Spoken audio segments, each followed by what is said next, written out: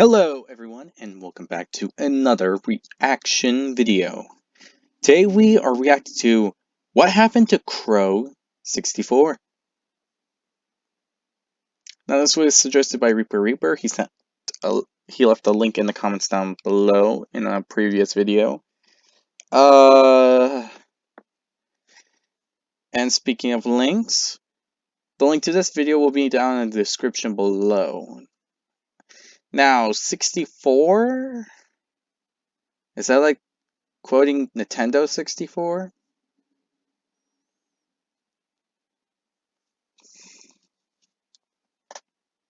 Been a while since I actually heard someone playing the Nintendo 64.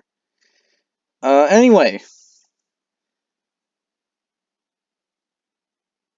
If you enjoyed this video, be sure to hit the like button down below. Also, be sure to hit the subscribe button to support the channel, support these types of videos, and so on and so forth. Be sure to check out the channel to see all other video-related content provided. Also, be sure to hit the notification button to be notified immediately when a new video comes out,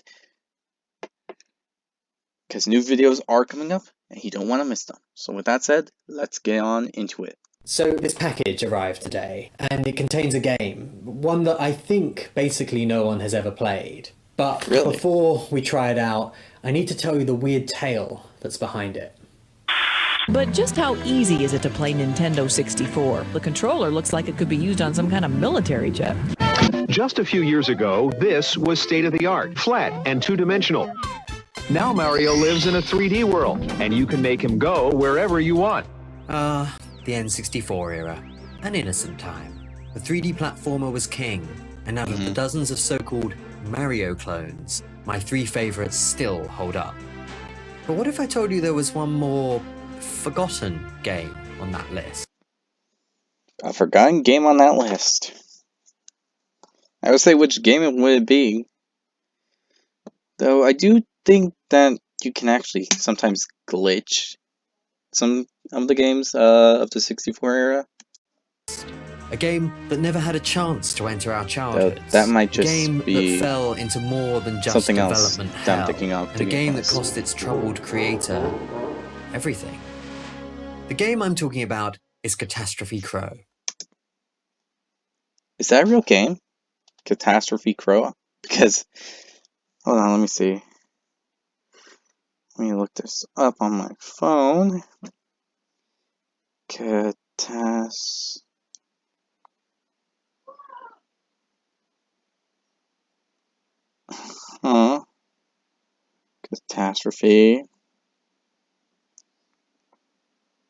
Crow. Nope, yep, it's a real game. It's a real game. I thought it wasn't, but it's a real game. Nope, What do you I know? hadn't heard of it either. That is, until I was flipping through some of my old N64 magazines. Catastrophe Crow was the highly anticipated project from Manfred Lorenz, a veteran German game designer, avid sailor, notorious perfectionist, and founder of Opus Interactive. Announcing the game at Space World 97, the team promised fearless exploration of unfamiliar worlds and something groundbreaking called an eternal revival system. Probably just a bad translation. With the eponymous Crow based on his daughter's own design, Lorenz was considered eccentric for taking his kid-friendly games so seriously. In one of his few interviews, he claimed that Catastrophe Crow was beyond a game, and that it would push the boundaries of player experience. Of course, this may just be hype, a more European version of John Romero's about to make you his... But I do think Lorenz was onto something.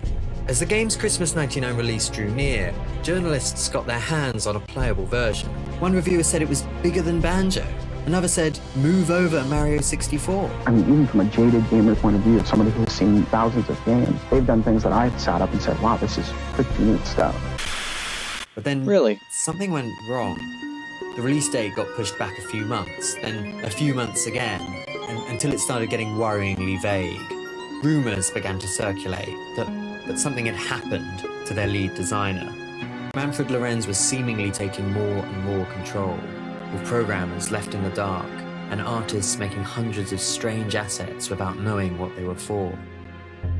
Soon, a series of forum posts appear from disgruntled anonymous staff. One suggested that Lorenz's home life had completely broken down, saying that he hadn't seen his family in months, while a tester claimed that he had found something in the game, something that Manfred had unintentionally created. In a post from February 2001, over a year beyond their original release date, one staff member said he approached Manfred directly, pleading with him to think of the player and let them release the game, to which Manfred replied, "The player is gone." By now, Opus Interactive had spent nearly $10 million on the project. And What do you mean the player is no longer there? Like, you can't really play the game? Or are you talking about something else? Like a metaphorical sense? Or are you talking literal? Well, I think the first thing I said was metaphorical, but are you literally saying that any player that plays it is gone? could no longer pay their staff. Lorenz had everyone dismissed and barred himself inside the offices. There he stayed, we imagine, still working on the game. Then, at the end of 2001,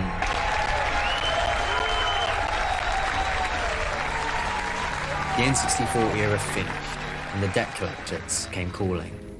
But when they arrived at Opus, Manfred, for probably the first time in years, was not there. All the development hardware and backups had disappeared. Manfred wasn't at home either, and they learned that his wife had left the country over 6 months ago. The only clue left was that his car and the sailing boat normally hitched to it were gone. 2 days later, and Manfred's boat was found floating a few miles off the coast of Cuxhaven. There was no sign of him or the stolen equipment, only a neat pile of clothes and a note.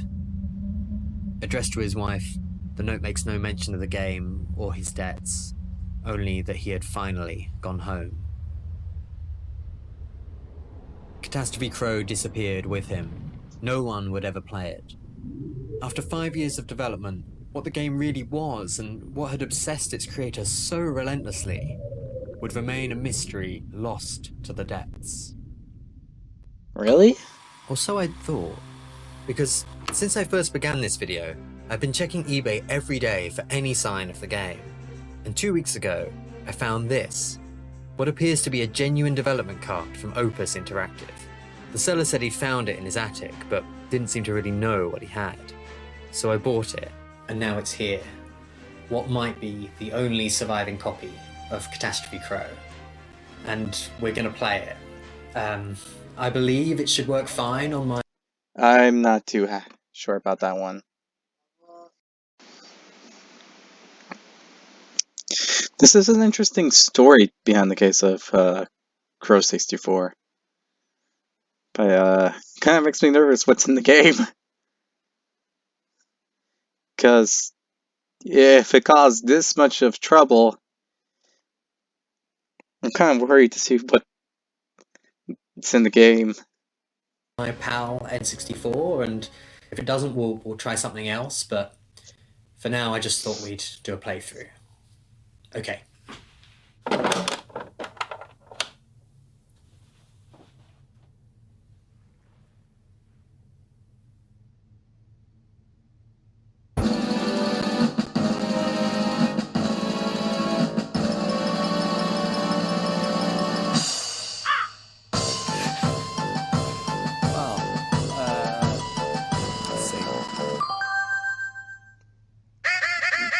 He's not been home for days.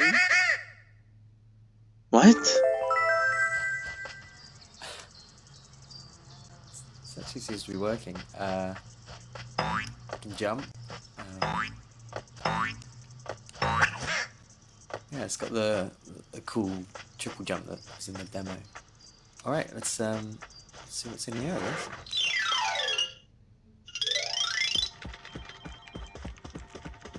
Guess I'm gonna go this way. Said he hasn't been home for days. It's kind of Mario style camera controls.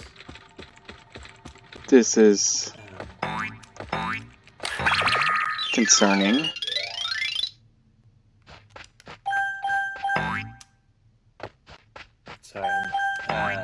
very good at talking while playing, so no, I'll Understandable. video in afterwards.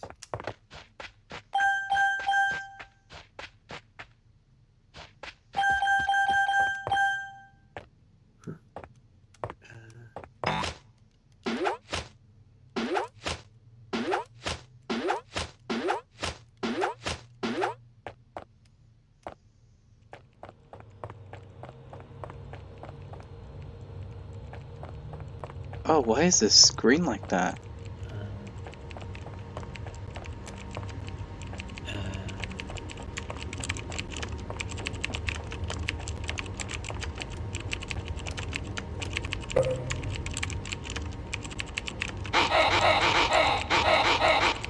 What? H W Q H T O R E E?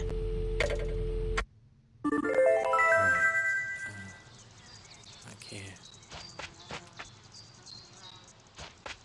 What the heck?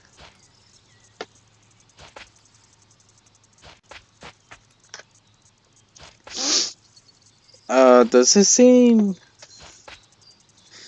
I know this is probably my imagination or something, but does the place look a little more... dead? Let's see if stars it was.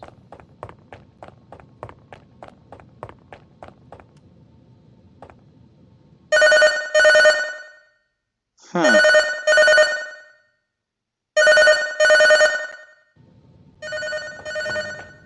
Okay. Try the other way.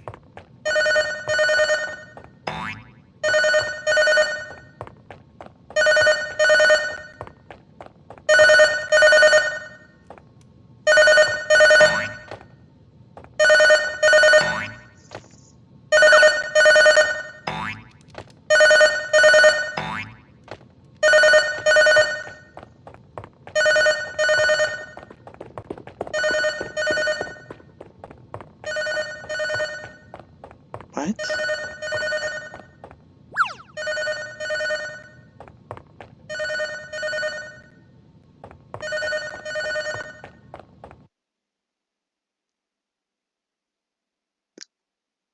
There's a glitch?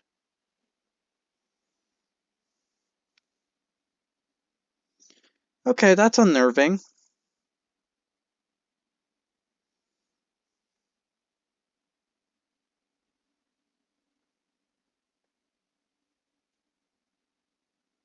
A boat?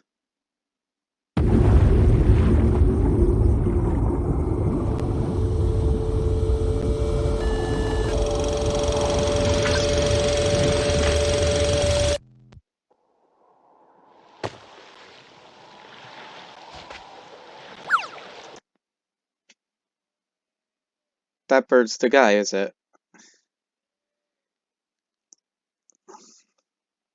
The bird that just jumped into the void, like water, that was the guy. That's what he did.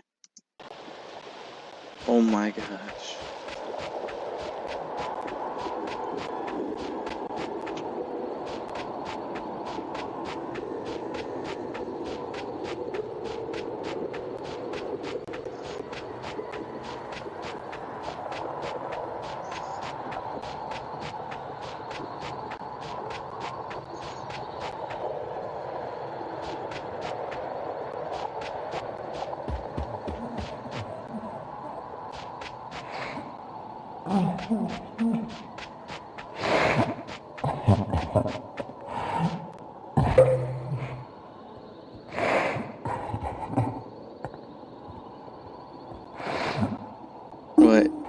What's going on?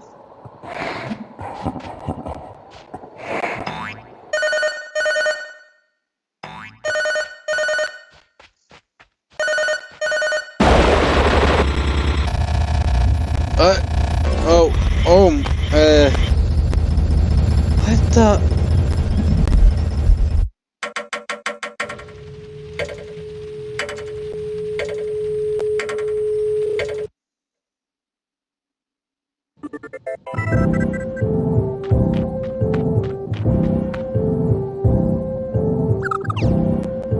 Okay, the place not only looks dead, it's glitched the F out.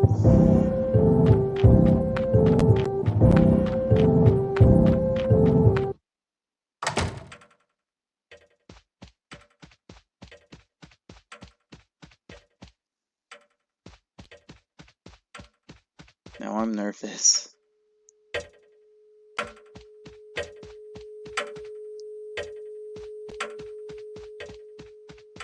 Is the bird sad?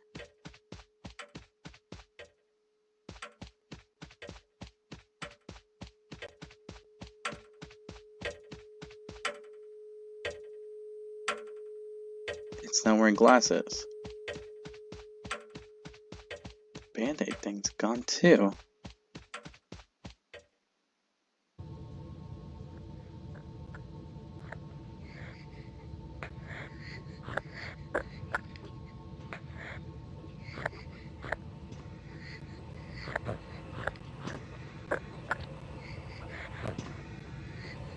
What's that sound?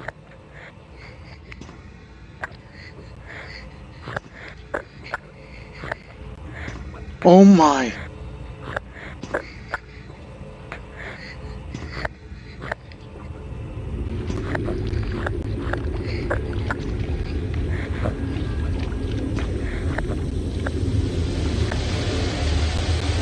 Oh. Oh.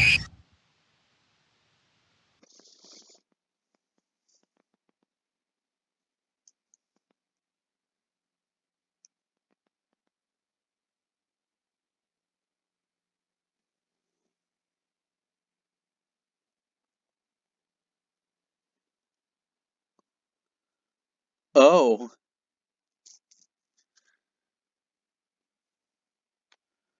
Oh.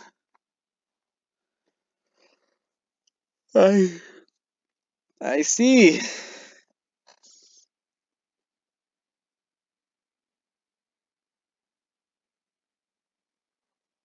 I guess that's what it meant by the crow is the player's dead.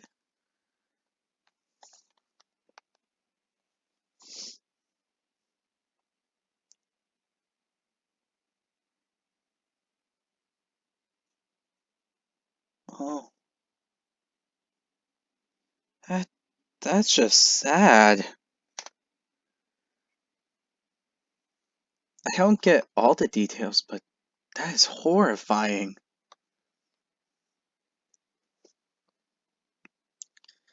You basically like have this awesome beginning as you play the game, think nothing's wrong, but if you get if you just look at the first part and it tells about the story of what happened,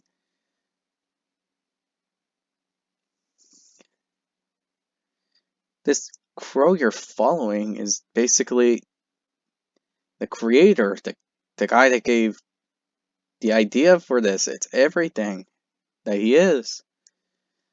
But then you get to this part, and then you see stuff up with the crow. It's no longer you, it's just this other guy. And this, is that like his kid? Did his kid die? Oh my gosh.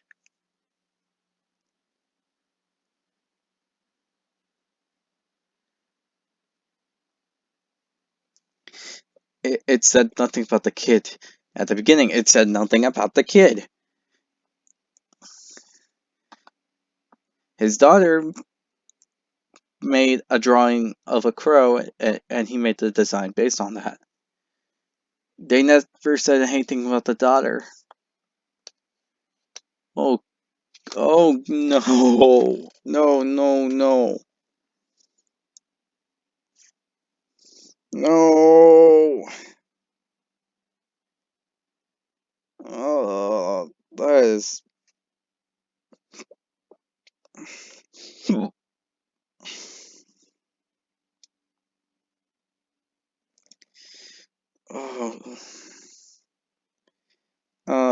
If you enjoyed this video, be sure to hit the like button down below. Also, leave any recommendations of what I should react to next in the comments down below. The link to this video will be in the description. Also, be sure to hit the subscribe button to show your support for this channel, all the video content provided. Also, be sure to check out previous videos that I have done. Also, be sure to hit the notification button to be notified immediately when a new video comes out. Other than that, this is horrifying. That's like that's terrible. It's like, for all I know, his soul is in this game and he has to live through all the events that led to his self-destruction over and over again if anyone plays this game. Oh, I hope you all enjoy. I'll see you all next time. Bye.